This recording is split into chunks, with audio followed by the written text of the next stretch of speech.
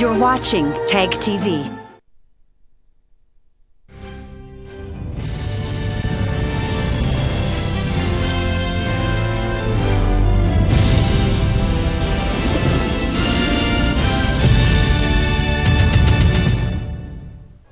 Good evening. Welcome to South Asia Newsline. I'm Surbhi Sharma. Here are the top stories we are tracking for you on Thursday, the 23rd of August.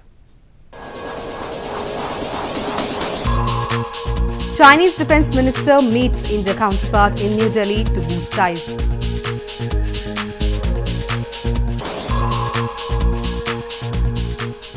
Afghanistan will not attend peace talks in Moscow with Taliban, says Foreign Ministry.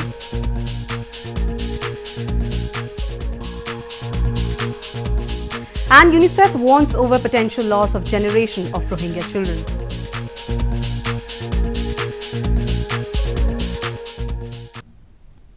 And now for all the details. Distressed residents have started returning to their homes as water recedes in India's flooded southern Kerala province. Shattered survivors were seen cleaning up their houses and sifting through ruined memories as their lives' hard work lay in the open with muddy water accumulated all around. Distressed local residents of popular tourist destination Munnar of India's flood-ravaged Kerala province revisited their homes on Wednesday to share devastation inflicted by massive landslides and heavy rains. Munnar, located in Idukki district, was one of the worst affected areas which witnessed a series of major landslides, leaving several dead, tourists stranded and cutting the region from other parts of the province over a week. The houses in the landslide-affected region were seen ravaged with mud and sand from landslides. ஃபுல்லாவே ஒந்தி இந்த side மொத்தம் இறங்கிருச்சு. வீடு எந்த வீடும் இல்ல. நாங்க இங்க இருக்க ஏரியாவில ஒரு 5-6 வீடு வந்து முற்றிலும் ஒரு சாணம் கூட எடுக்காத அளவுக்கு எங்களுக்கு பாதிச்சிருச்சு. அதனால வீட்டுக்குள்ள தண்ணி வந்து அந்த சைடு உடைஞ்சு வீட்டுக்குள்ள ஃபுல்லா மழை வந்துருச்சு. தண்ணி அந்த மழை தண்ணி செப்டிக் எல்லாம் எல்லாமே வீட்டுக்குள்ள வந்துருச்சு. Meanwhile, Kerala's Chief Minister Pinarayi Vijayan said on Wednesday that flood rescue operations were reaching their final stages across the province. അവസാനിക്കുന്ന ഘട്ടത്തിലേക്കാണ് നാം എത്തിയിട്ടുള്ളത്. അപ്പോൾ സ്വാഭാവികമായും അവരിവിടുന്ന് മടങ്ങാൻ ഒരുങ്ങുകയാണ്. നാം കണ്ടത് സേനകളൊക്കെ ഇവിടെ ഒരു ജനകീയ സേനകളായി മാറുന്നതാണ്. Road clearance, rescue and relief operation work were stepped up in Munnar, one of the major tourist destinations of Kerala. Around 1.3 million are sheltering in thousands of relief camps across Kerala. The worst floods in the province in a century claimed 383 lives, flattened tens of thousands of homes and washed away roads and bridges. Chinese Defence Minister Wei Fenghe on Thursday held talks with Indian counterpart Nirmala Sitharaman in New Delhi to deepen military ties.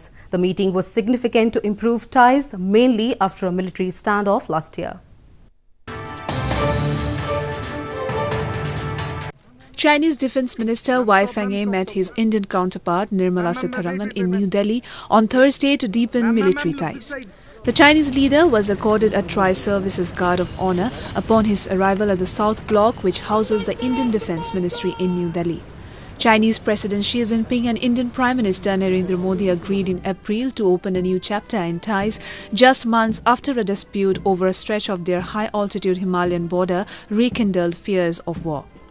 The defence ministers held delegation-level talks to further strengthen Indo-China defence cooperation and strategic ties. This was their second meeting, as they had already met in Beijing earlier this year on the sidelines of the Shanghai Cooperation Organization summit. Fenghe's visit also acted as a gesture that the association between the Indian Army and the Chinese People's Liberation Army are recovering. In news from Afghanistan, Afghanistan's foreign ministry has denied that it will attend the peace talks with Taliban to be held in Moscow next month. Meanwhile, a former Taliban political figure has confirmed Taliban's participation in the meeting, which will discuss the prospects of peace in Afghanistan. Afghanistan's Ministry of Foreign Affairs, or MOFA, on Wednesday said that the government will not participate in the upcoming peace meeting on Afghanistan in the Russian capital of Moscow next month. The ministry said that the government firmly believes in intra-Afghan dialogues. According to officials, the government has not received a formal invitation to attend the talks so far.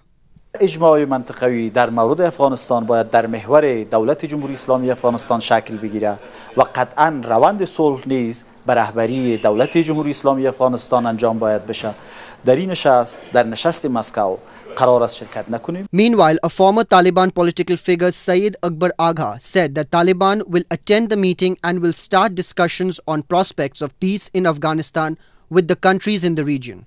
Moscow majlis طالبان ولته موافقه کړې ده علي تزي په دې کې شک نشته البته دا هغه خبرې دي ټول چې د اسیا پر مربوط خبرې دي چې خارجيان راغلي دي اسیا ته د اسیا مملکتونو ټول په وام کې دي د خارجيانو هغه ټول مملکتونه غواړي چې خارجيان د افغانستان څخه ووځي.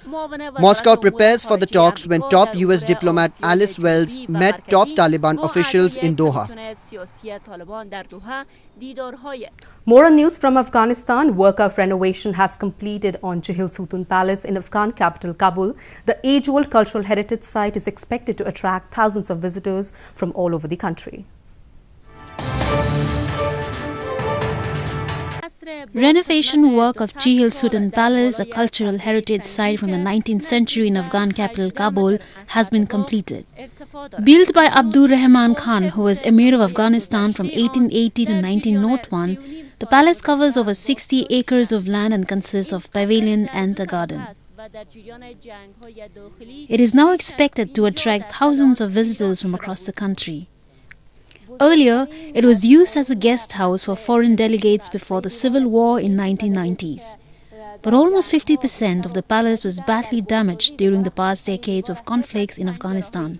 در وقت داود خان اینجا مردمای وزیر و رئیس هیئت خارجه می آمدن اینجا بودم جلسه پیدا میکردن جلسه میکردن نان میخوردن اینجا میهمانخانه بودن. شخصا خودم که دیده بودم تمام وسایل چپرکت و بستره و خصوصا ظروفی از نقره ساخته شده بود و تا زمان آخر ریاست جمهوری دکتر نجیب الله ای فعال. The project was financed by the German government and implemented by Aga Khan Development Network, which works on the renovation of historical and cultural places in the country. The project took over 3.5 years. A UNICEF report marking 1 year of Rohingya exodus from Myanmar's Rakhine province states potential loss of an entire generation of Rohingya children. It highlights educational loss as well as health danger due to their current living situation.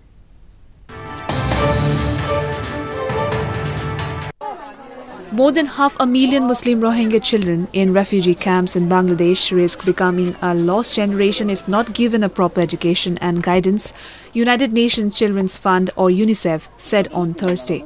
Dangers like diseases and floods due to the living conditions in camps also surround the current young generation of refugees. A latest UNICEF report marks the 1 year since the violence in Myanmar's Rakhine province forced 700,000 Rohingyas to flee to neighboring countries and highlights the danger the young generation faces. UNICEF's senior communicative advisor addressed a news briefing in Geneva after spending 6 weeks in camps located in Bangladesh's Cox's Bazar. You know, we're talking about risking the loss or potential loss of a generation of Rohingya children, because it isn't just the 500,000 or so children on the Bangladeshi side of the border, but it's also those who are still left behind in Rakhine State, whose access to education is patchy at best and highly limited. So we really are talking about a whole generation of Rohingya children whose education. The report also mentions stepping up investment in long-term future of the Rohingya youth. The United Nations estimates that another 530,000 to 600,000 stateless Rohingyas remain in Rakhine province, including some 360,000 children. The UN has limited access there. Moving on to news from Sri Lanka, Japanese Defence Minister Itsunori Onodera visited 3 strategic ports in Sri Lanka during his 2-day trip to the island nation. He also held talks with the top Sri Lankan leadership to boost ties between the two countries.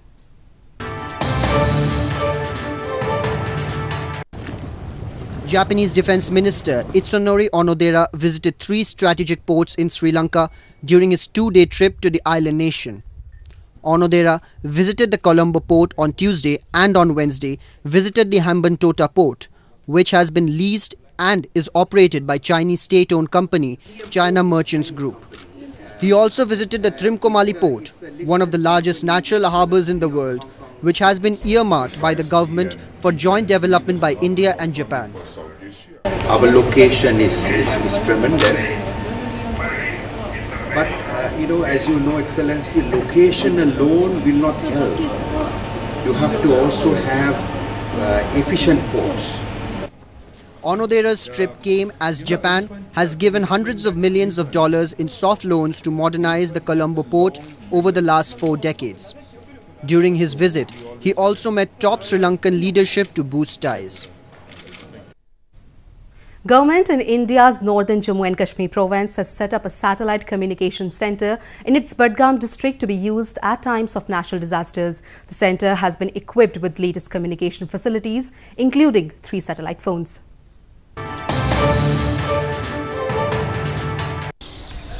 Authorities in India's northern Jammu and Kashmir province have established a satellite communication centre in Budgam district for natural disasters like floods and earthquakes.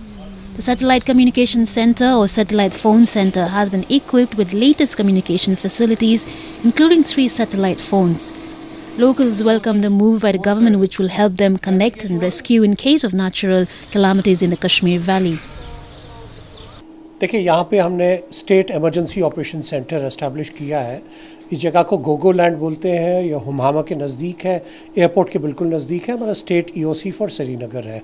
यहाँ पे हमने देखा कि जब भी कोई disaster होता है तब हमारी जो लैंडलाइंस है, मोबाइल टेलीफोन्स हैं, वो नहीं चलते हैं। तो उसके लिए हम एक रिडंडेंसी प्रोग्राम में नेशनल डिज़ास्टर मैनेजमेंट अथॉरिटी की सपोर्ट से एक स्कीम है NDMS, national disaster management services, जिसमें हमें JNK में 3 सैटेलाइट फ़ोन मिले। मुझे लगता है ये गांव के लिए भी बेहतरी है और जो भी मतलब क्या कहते हैं इसको डिज़ास्टर या मुसीबत या कुछ का तकलीफ जो पहुंचता है, कभी कभार भूचाल आता है, कुछ आता है, तो ये उसमें बहुत ज़रूरत और काम आएगा।